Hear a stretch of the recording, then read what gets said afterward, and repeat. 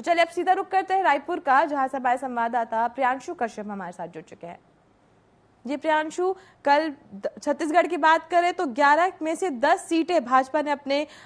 Party में ले ली, अपने खेमे में आ गई भाजपा की। बस एक सीट जो कोरबा की थी वहां से सरोज पांडे हार गए और वो सीट कांग्रेस को मिल गई। इसको लेकर क्या कुछ पूरी जानकारी?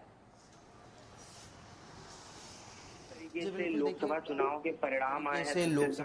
के परिणाम आए हैं छत्तीसगढ़ में, उसमें एक बड़ी हार का सामना कांग्रेस को करना पड़ा है, जिसमें कांग्रेस के जो वरिष्ठ नेता हैं और जो धुरंधर नेता थे, चाहे शिव डहरिया की बात करें, ताम्रध्वज साहू,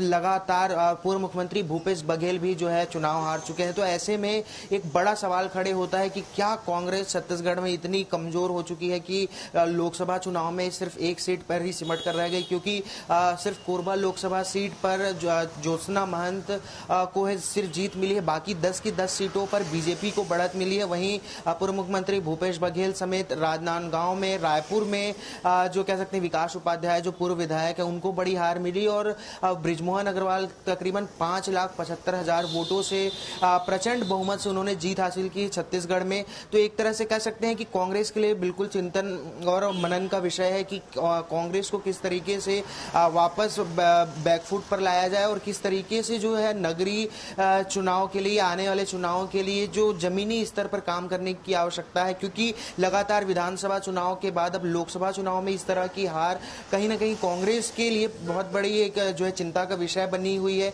क्योंकि जो लगातार कांग्रेस का जो लोगों से जो कनेक्टिविटी जो कम हुआ है वो एक बड़ा हार का कारण माना जा रहा है। और दूसरी अगर नेशनल लेवल की बात करें इंडिया गठबंधन की, तो उनकी सीटों में एक बड़ा इजाफा देखने को मिल रहा है और वहीं भाजपा की सीटों में जो एनडीए की सीट है उसमें भी जो 2019 के चुनाव है उसमें जो है कमी आई है, लेकिन जो सरकार जो है बीजेपी की बनती हुई नजर आ रही है। तो ऐसे में कह सकते हैं कि जो छत्तीसगढ़ में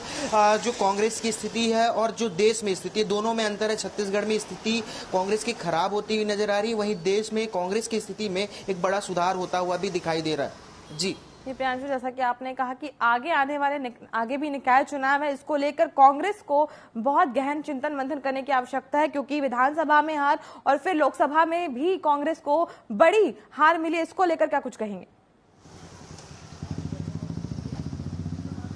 जी बिल्कुल, देखिए लोकसभा चुनाव में लगातार जो 11 सीटें जीतने का दावा बीजेपी भी कर रही थी और कांग्रेस भी कर रही थी, लेकिन जनता ने किन्हें चुना है और किन्हें नकारा है ये साफ तौर पर परिणाम आने के बाद स्पष्ट हो चुका है, जिसमें सिर्फ एक सीटों पर उन्हें जीत हासिल हो पाई और बाकी 10 की 10 सीटों पर बीजेपी को बढ़त मिली। यानी जो पुराने नेता हैं, जो कदावर नेता माने जाते हैं छत्तीसगढ़ के, चाहे शिव डहरिया हो, ताम्रध्वज साहू, ये जो कैबिनेट मंत्री रहे, पूर्ववर्ती सरकार में पूर्व मंत्री रहे हैं, उनको इस तरह से जनता का नकारना कहीं ना कहीं उनके कामों को नापसंद करना, या हो सकता है कि उनके जो 5 साल के कार्यकाल है उनसे नाराजगी हो सकती है। जी, तमाम जानकारियों के लिए आपका बहुत बहुत धन्यवाद। तो चलिए अब सीधा